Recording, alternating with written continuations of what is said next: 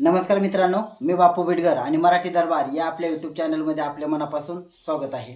तर बघा, आज दिनांक 11 ऑगस्ट 2025 रोजी राजस्थान येथे एक मोठा कार्यक्रम घेऊन यामध्ये बघा पीक विम्याचं वितरण करण्यात आलेलं आहे। सन 2022 खरीप असेल रब्बी असेल, सन 2023 खरीप असेल रब्बी असेल, सन 2024 खरीप असेल रब्बी असेल, या सर्व पिकांचं म्हणजे बघा आता याच्यामध्ये कोणते, तर याच्यामध्ये बऱ्याच जणांना अजूनही शंका आहे।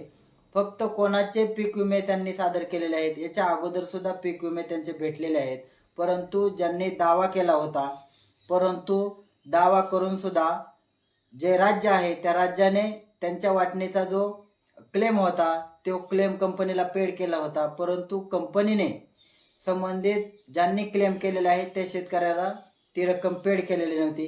असे जे दावे आहेत त्या दाव्यातील पेंडिंगचे जे आहेत ते सर्व पेंडिंगचे दावे यामध्ये निकालात काढलेले आहेत म्हणजे ज्यांनी दावा केलेला आहे आणि ज्यांचं शिल्लक राहिलेलं आहे त्यांना हे दिलेले आहे। आता याच्यामध्ये आपल्याला बघा बरेच प्रश्न आलेले आहेत। याच्यामध्ये बघा अमोल वाघमारे हे जळगावचे आहेत, त्यांनी असं सांगितलंय की माझा विमा कॅल्क्युलेटेड दाखवत आहे परंतु मला आलेला नाही। तर बघा, जर तुमचा विमा कॅल्क्युलेटेड दाखवत असेल परंतु अमाऊंट 0 असेल तर तुम्हाला तो पीक विमा येणार नाही। त्याच्यामुळे तरी तुम्ही अजून उद्या चेक करू शकता, परंतु शक्यतो ज्यांचं 0 येते त्यांना तो विमा भेटणार नाही। त्यानंतर बघा संतोष दराडे आहेत, त्यांचं असं म्हणणं आहे की माझे रब्बी 2024 चे क्लेम अप्रूव्हल दाखवत आहे पण मिळेल की नाही। तर बघा आपण मगाशी पण एक व्हिडिओ टाकलेला आहे, तर त्याच्यामध्ये हे लक्षात ठेवा की तुम्ही PMFBY याच्यावरती तुमचा स्टेटस चेक करा, तुमचा पॉलिसी नंबर टाका किंवा तुमचा रजिस्टर नंबर टाकून तिथे लॉग इन करा।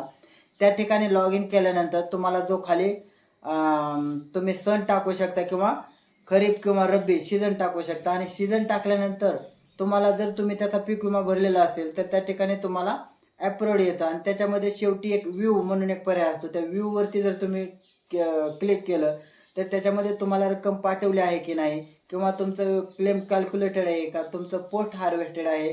जर तुमचा क्लेम कॅल्क्युलेटेड येत असेल आणि पुढे जर तुम्हाला अमाऊंट असेल तर 100% तुम्हाला आज आणि उद्या तो पीक विमा भेटणार नाही। 0 दाखवत असेल तर तो तुम्हाला पीक विमा भेटणार नाही। त्यानंतर बघा राम सर आहेत, त्यांनी असं म्हटलंय की मी पोस्ट हार्वेस्टचा क्लेम केला होता परंतु आता सध्या 0 दाखवत आहे। म्हणजे बघा अजूनही काहींनी क्लेम सुद्धा केलेले नव्हते परंतु पोस्ट हार्वेस्टेड येत आहे, परंतु जर तुमचे अमाऊंट 0 दाखवत असेल तर तुम्हाला पीक विमा भेटणार नाही। कारण जर पीक विमा मंजूर असेल तर मंजूर तुम्हाला त्या ठिकाणी तारीख येत असते आणि तारीख आल्यानंतर तो पीक विमा तुम्हाला भेटत असतो। त्यानंतर आदेश वाघ आहे, त्यांचं असं म्हणणं आहे की मला मागचे दाखवत आहे तर आता येईल की नाही आणि मागचे ह्यांना 14,000 रुपये अमाऊंट आलेली होती। जर तुम्हाला मागचे सर्व पेड केलेले असतील आणि आता जर तुम्हाला 0 दाखवत असेल तर आता तुम्हाला पीक विमा येणार नाही। त्यानंतर बघा माधव बोतळे आहे, ते त्यांचं असं म्हणणं की नांदेड जिल्ह्याला आलं नाही। तर अजूनही सांगणं आहे सर्व शेतकऱ्यांना की सर्व 36 जिल्ह्यामध्ये हे पीक विम्याचं वितरण चालू आहे, शहरी भाग सोडला तर।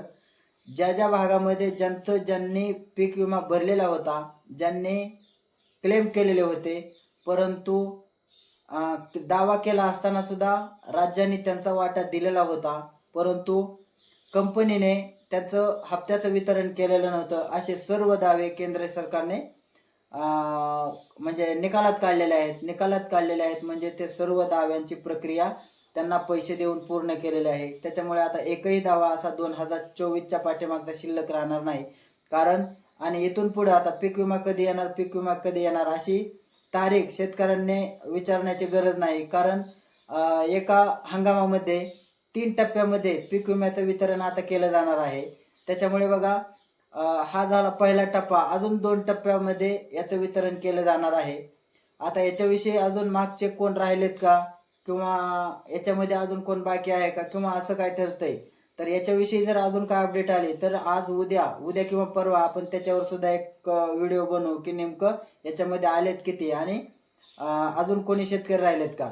तर पोस्ट हार्वेस्टेड असेल किंवा तुमचं इतर कुठलं नुकसान असेल तर असे सर्व जे पेंडिंगचे दावे आहेत ते दावे सर्व आता निकालात काढलेले आहेत। त्याच्यामुळे बघा सर्व शेतकऱ्यांमध्ये आता संभ्रम आहे की आम्हाला आला नाही, आम्हाला आला नाही. तर बघा ज्यांचे दावे तुम्ही क्लेम जर केला नसेल तर ते तुम्हाला नुसतं पीक विमा भरून उपयोग नाही. जर तुम्ही सेल्फ क्लेम केला नसेल तर तुम्हाला तो पीक विमा येणार नाही. आता याच्यामध्ये बरेच शेतकरी असे आहेत की त्यांनी सेल्फ क्लेम केलेला नाही आणि ज्यांनी सेल्फ क्लेम केलेला आहे त्यांनी ई पीक पाणी भरलेलं नाही. तर असे सुद्धा बरेच गोंधळ आहे. त्याच्यामुळे बघा शेतकऱ्यांनी अजूनही लक्षात ठेवायचं या वर्षीपासून तर 1 रुपयात पीक विमा बंद केलेले आहे, कारण आता सुधारित पीक विमा आलेले आहे. त्याच्यामुळे शेतकऱ्यांनी नेमके सुधारित पीक विमा पद्धती म्हणजे नेमके काय आहे हे सुद्धा पूर्ण ही जी संकल्पना आहे ती समजून घेणं सुद्धा तेवढंच गरजेचं आहे. ऐन वेळेस ज्यावेळेस पीक विमा आला अशी चर्चा उठते त्यावेळेस शेतकरी आम्हाला का आला नाही अशा प्रकारच्या वल्गना करत असतो. परंतु तुम्ही भरताना सुद्धा किंवा त्याची प्रक्रिया नेमके काय असते हे सुद्धा सर्व शेतकऱ्यांनी जाणून घेणं तेवढंच गरजेचं आहे. कारण एक लक्षात ठेवा, तुम्ही ज्या पिकाचा पीक विमा भरलेला आहे त्याच पिकाचा तुम्ही ई पीक पाहणी करून घ्या आणि त्याच पिकाचा तुम्ही क्लेम करायचा आहे. आता याची क्लेमची जो ट्रिगर आहे ती फक्त पीक कापणी प्रयोग हा ट्रिगर ठेवलेला आहे. त्याच्यामुळे याविषयी आता ज्यांना क्लेम आला नाही, क्लेम किती सुटलेला आहे, कोणत्या जिल्ह्याचा, आता सर्वच जिल्ह्याला क्लेम आलेला आहे. परंतु याविषयी अजून जर काय अपडेट आली तर आम्ही ते तुमच्यापर्यंत नक्की पोहोचू. तुर्तास धन्यवाद.